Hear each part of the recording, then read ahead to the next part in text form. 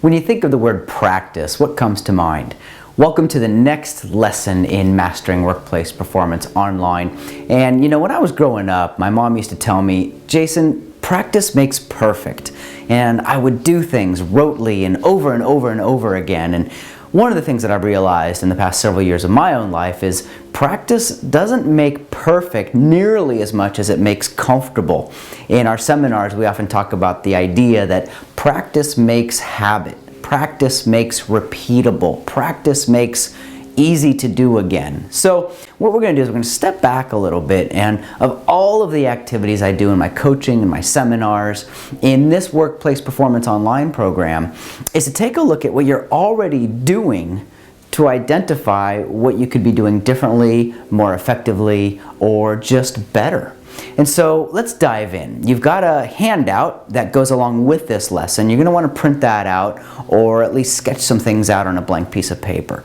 The idea here is to dive in and identify 3 areas relative to your productivity that will give you the information you need to, again, address those most important things. Now, if you reflect back a little bit at the beginning of this program, we talked about the 3 main influencers to your productivity, right? We talked about homeostasis, we talked about context, we talked about your network.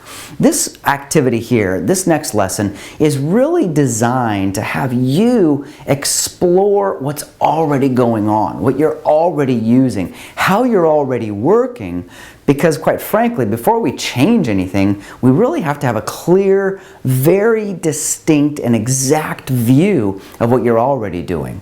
You know, the easiest way to do this next activity is to just get a video camera and put it off to one of your shoulders and actually videotape yourself working for an hour or 2. All kinds of information will come forward. So, I set you up, I gave you a PDF. What you're going to do is print that PDF out, and there's 3 inventories that you're going to want to dive into.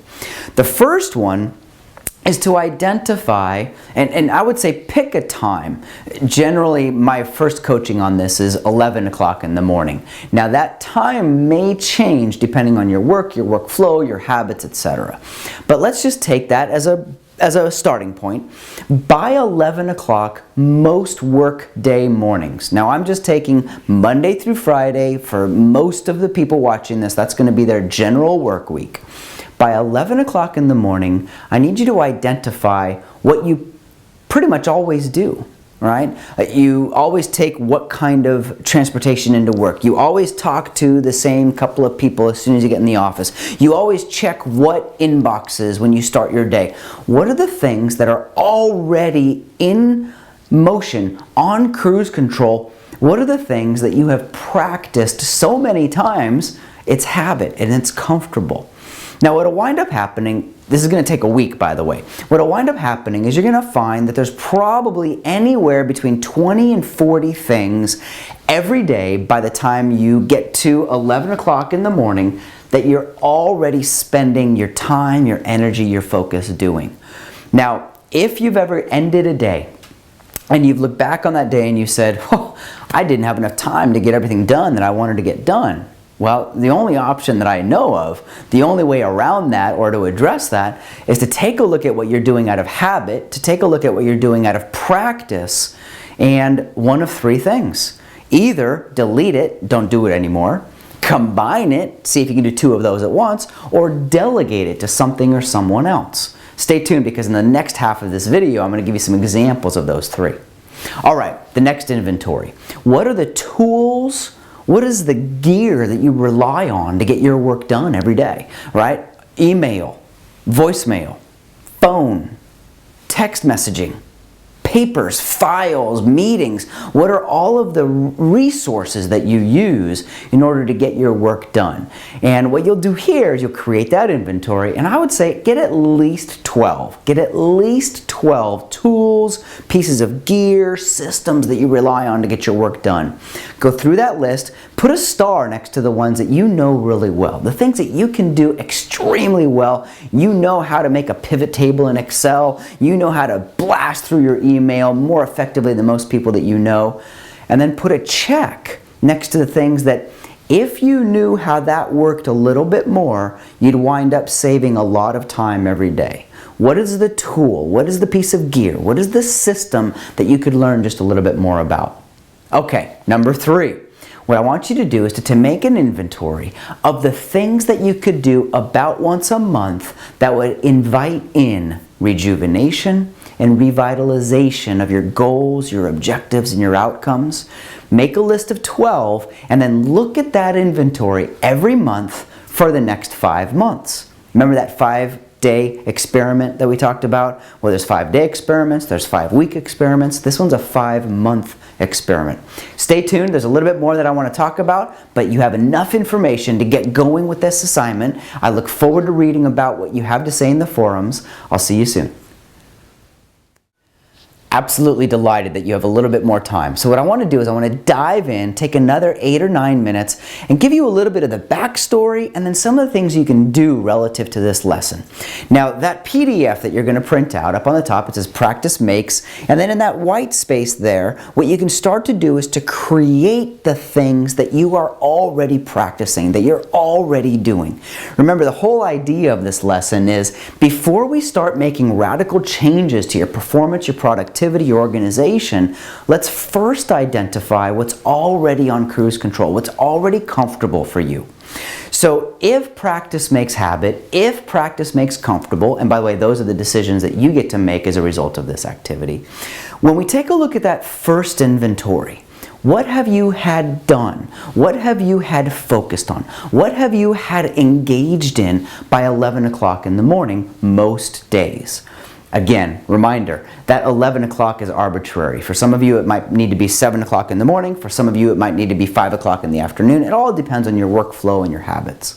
I just say, out of the gate, why don't we choose 11 o'clock in the morning? So, if you wake up at anywhere in the 6 to 7 o'clock hour, let's just take that as a starting point. Say I wake up at 6:15. What I'll do for the next 5 days is I'll keep track of and write down what are the things between 6:15 when I wake up and 11 o'clock in the morning that I do habitually, that I do over and over again, that are very comfortable because I've practiced them so many times. What inboxes do I check? Who do I talk to? What meetings do I attend? What websites do I visit? Where do I go? All those kinds of things. The key question, what takes my time, my energy, and my focus in the first half of my day? Now, once you create that inventory, and don't be surprised, but it's usually going to be anywhere between 20 and 40 things as a result of working with most of our clients. Those 20 to 40 things are the things that take your time. So, if you want more time in your day, we need to address those 20 to 40 items. What can I delete, stop doing? What can I combine, do 2 of at once? And what can I delegate to someone or something else? An example of deleting, I found years ago that if I'm getting an idea in my head, that idea needs to go out via blog, via article, via email, get into my system somehow. I can write that idea down. I can write in about 20 words a minute. I can type the idea out of my head. I can type it about 40 to 50 words a minute. I can talk that idea out of my head. I can talk it about 80 to 100 words a minute. I use a service called Recall. Many of you have heard me talk about this. I'll give you the website, REQALL.com. Recall.com does a lot of things to help me with my memory, right? I can park something for a calendar item. I can park something for a to-do list item. And the Recall service will transcribe what it is that I'm thinking.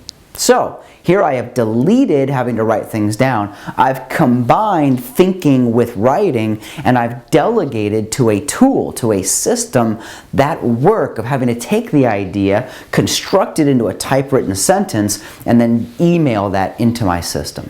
Another example of delegating, deleting, and combining, I do a lot of research. I research companies, I research my clients, I research events, I research cities, and what I do is I use Google Alerts And if you just go into Google and you go into the More tab and then you click on the Even More tab, you'll find a service called Google Alerts. And let's say that I want to follow a particular event. I want to follow some seminar, a conference, a speaker, a writer, or anything. What I'll do is I'll type into that service, Google Alerts, the search terms that I'm interested in. And then every morning I get one email with anywhere in the world that item has been mentioned in print, in magazines, online, in blogs, etc. Okay, that's second inventory. What are the tools and what are the systems? What is the gear that you rely on a regular basis? I remember the first time I did this, I wrote things down like BlackBerry, digital camera, email, Outlook, Microsoft Excel, Word. Over on the Apple side, I use iWeb, I use Pages. And what I found that I realized was there were a lot of systems that I was using the way I knew how to use them. I'll always remember, in my seminars, if you've seen one of my seminars, I often put up little videos. I'll take a 15 or a 20-minute video, I'll cut that down to 90 seconds, maybe 180 seconds. That's it. I don't want to show a whole long video. Well, I was telling a friend of mine about how I would splice and cut and combine, and I would do these little things with the video. And in one conversation, she showed me a couple of things that I could do that took minutes out of that editing process. In fact, what used to take me about 45 to 60 minutes of taking a 20-minute video, carving that down to about a 90-second clip, that used to take me about 45 to 60 minutes, I've got it down now to about 15 minutes. Just by sharing with somebody the systems and tools that I used and then opening myself up to ideas that could further that mission with less time, less energy, less effort, I wound up winning. All right, that third inventory. What can you do that invites in rest, relaxation? I'm using more and more today the words rejuvenation and revitalization. Rejuvenation, right, from that word juvenile, right, that youth. Not youth in age, but youth in spirit. Like, what got me engaged in this in the first place? What rejuvenates me? Just a couple of weeks ago, I volunteered some time at a local high school, and I got to speak to 4 different audiences on entrepreneurship and sales and marketing and branding yourself. And I was sharing with the students that, starting at 14, 15, 16 years old with your first part-time job, with your first summer internship, we already are branding ourselves, not just our identity to the world, but our identity to ourselves. That rejuvenation or revitalization, right? Vitae, bringing life back to whatever it is that you were doing. And I remember when I was talking to these students just a little while ago, I found myself uber engaged, and at the end of a day, after talking to 150 students over 4 different sections, my thinking was, boy, I'm going to be tired at the end of the day. In fact, I wasn't. In fact, I was more energized at the end of that day, realizing that part of what's interesting to me, part of what moves me forward, is sharing information in an influential way. How do I know that? Because I went back to my what do I do on about a monthly basis to relax, re-engage, rejuvenate, and revitalize. And in that inventory, I put things down like volunteer, coach, and mentor. So this inventory, relative to your productivity and your performance, lends itself to a fantastic experiment. In this page, you have built in a 5-day, 5-week, and 5-month experiment. 5-day experiment. That's that top part here. What I'll ask you to do is to come up with the inventory. What are you doing by 11 o'clock most mornings?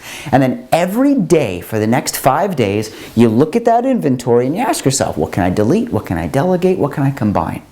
All right, the next one down here, the tools, systems, gear that you rely on once a week.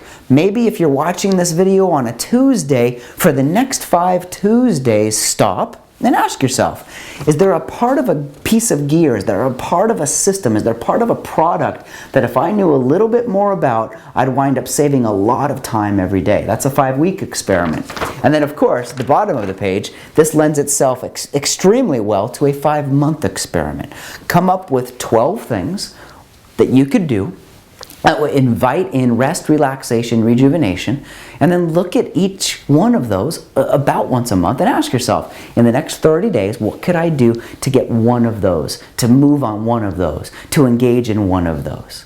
I've got lots of examples. I can share with you one of my current 5-month experiments. Just email me and I'll tell you a little bit about that. In fact, in the month of May 2011, I'm going to be organizing a weekend revitalization rejuvenation here in Ojai. If you're interested in coming to that, please let me know. I can give you all the details. And go get in, dive into this lesson. There's a lot more to this than meets the eye. You might want to start by printing out that inventory. I'll give you a link to it. Print that out, carry it with you for the next 5, 10, 15 days. See what happens. I look forward to reading what you think on the forums. Thanks for tuning in, and I look forward to speaking with you soon.